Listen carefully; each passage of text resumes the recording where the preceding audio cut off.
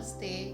मैं डॉक्टर मीनाक्षी उपाध्याय तिवारी आप सबका अपने YouTube चैनल ज्ञान पथ में स्वागत करती हूँ। आज मैं आपके साथ एक स्टोरी शेयर करने वाली हूँ जिसका नाम है अरुण देव। ये स्टोरी मैथोलॉजी से ली गई है। हमारे लिटरेचर में, चाहे वो वैदिक लिटरेचर हो या क्लासिकल लिटरेचर हो, स्टोरी वो पार्ट होता है जिसमें प्रॉब्लम्स और उसके सलूशन या फिर टीचिंग्स या मॉरल्स एक ही प्लॉट में दिखते हैं। इस स्टोरी में भी ऐसा है कि अगर हमारी लाइफ में किसी चीज़ की कमी हो जाए या हमारे शरीर में कोई अंग ऐसा है जो निष्क्रिय हो जाए, एक्टिव ना हो, तो हमें बहुत ज़्यादा दुख नहीं करना चाहिए। उस चीज़ से फाइट करके अपनी लाइफ में आगे बढ़ना चाहिए। फ्रेंड्स, मैथोलॉजी में ये मानते हैं कि ऋषि कश्यप की 13 पत्नियां थीं और उन 13 पत्नियों से अलग अलग प्रजातियों का जन्म हुआ। एग्जाम्पल के लिए, उनकी पत्नी जो कद्रू थी उसने नाग प्रजाति को जन्म दिया। उनकी एक और पत्नी थी जिसका नाम विनीता था। काफ़ी समय तक उनको कोई संतान नहीं थी, लेकिन जब वो अपनी सिस्टर कद्रू को देखती कि वो सारा दिन अपने बच्चों के बीच में व्यतीत करती है, बच्चों को लाड लड़ाती है, उन्हें प्यार करती है, कभी डांटती है, तो ये सब देखकर वो बहुत दुखी होती थी और उसका जो दुख था वो उसके फेस पर आता था। एक दिन ऋषि कश्यप ये सब देख रहे थे, वो विनीता के दुख को समझ रहे थे। तो एक दिन वो उसके पास आते हैं और कहते हैं, तुम चिंता क्यों करती हो? हमारा जो पुत्र होगा, जब उसको तुम पाल पोस के बड़ा कर दोगी, तब मैं उसको सूर्य देवता की सेवा में अर्पित कर दूंगा। सूर्य देवता का कार्य और आसान हो जाएगा ताकि वो इस जगत को सुचारू रूप से प्रकाशित कर सके।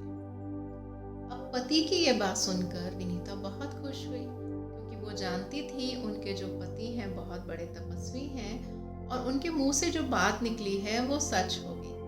अगर उन्होंने ऐसा कहा है कि वो उसके पुत्र को सूर्य देवता की सेवा में देंगे, तो वो माँ अवश्य बनेगी।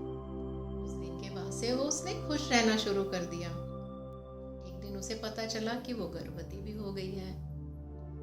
उसके जो दिन है वो अच्छे निकलने लगे।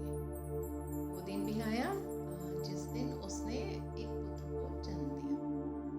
लेकिन पुत्र को जन्म देने के बाद जैसे ही उसने अपने पुत्र को देखा, तो वो जोर जोर से विलाप करने लगी और बेहोश हो गई।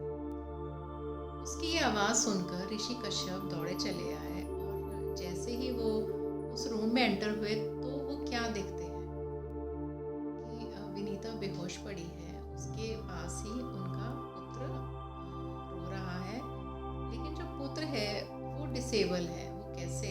कि उसका जो ऊपर का शरीर का जो ऊपर का पार्ट है वो तो है, कमर से नीचे का पार्ट नहीं है। पैर भी नहीं, कमर के नीचे के पार्ट मतलब उसके पैर नहीं है और जस्ट कमर के ऊपर का पार्ट है और हाथ है, सिर है। वो देखकर एकदम से ही हैरान हो जाते हैं कि ये क्या हुआ। थोड़ी देर के बाद वो शांत होते हैं और विनीता को होश में लाते हैं और उसको वही बात कहते हैं कि तुम चिंता क्यों करती हो? हमने जैसा कहा था हम अपने वचन को वैसे ही निभाएंगे। तुम इस पुत्र को पाल पोस कर बड़ा करो और अच्छी शिक्षा दो ताकि ये सूर्य भगवान की सेवा में अर्पित हो जाए। विनीता अपने पति के ये वचन सुनकर शांत हो जाती है, उसका दुख दूर हो जाता है।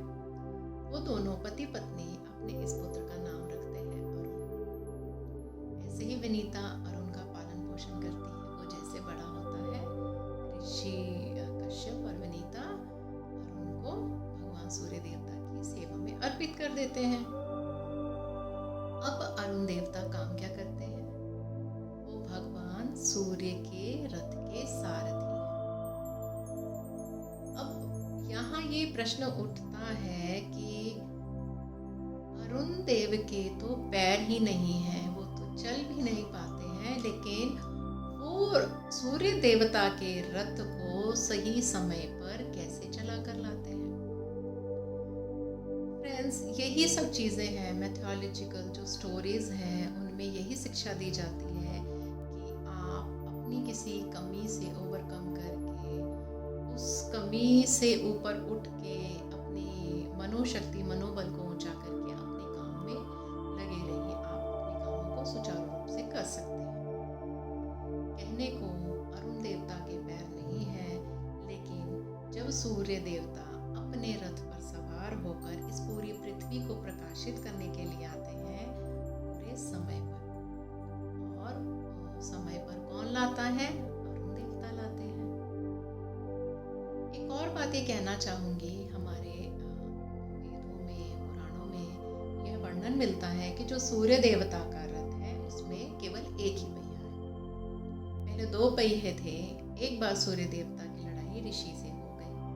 अब जो इंद्र थे वो ऋषि को बचाना चाहते थे और वो चुपके से जाते हैं, सूर्य देवता के रथ का एक पहिया निकाल देते हैं। कहने का ये मतलब है कि जो सूर्य देवता का रथ का जो पहिया है, एक पहिया पूरे एक वर्ष को इंडिकेट करता है। उसके जो 12 स्पोक्स हैं वो उसके 12 महीनों को इंडिकेट करते हैं। सो फ्रेंड्स, ये जो स्टोरीज होती हैं ये मॉरल बेस्ड होती हैं।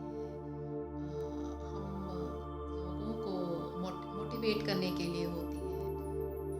और आरण्यकों में भी ऐसा कहा है कि चरई वेति कीप मूव ऑन। हमें अपनी कमियों को पीछे छोड़ते हुए अपने जीवन के लक्ष्य को साधना चाहिए। हमें अपने गोल की तरफ बढ़ना चाहिए, चाहे कितनी भी ऑपोजिट सर्कमस्टांसेस क्यों ना हो, विपरीत परिस्थितियाँ क्यों ना हो, हम उनको पार करके ही तो आगे बढ़ते हैं ना। सो फ्रेंड्स, ये स्टोरी थी अरुण देवता की। अगर हमारी लाइफ में कोई कमी है तो हमें गिव अप नहीं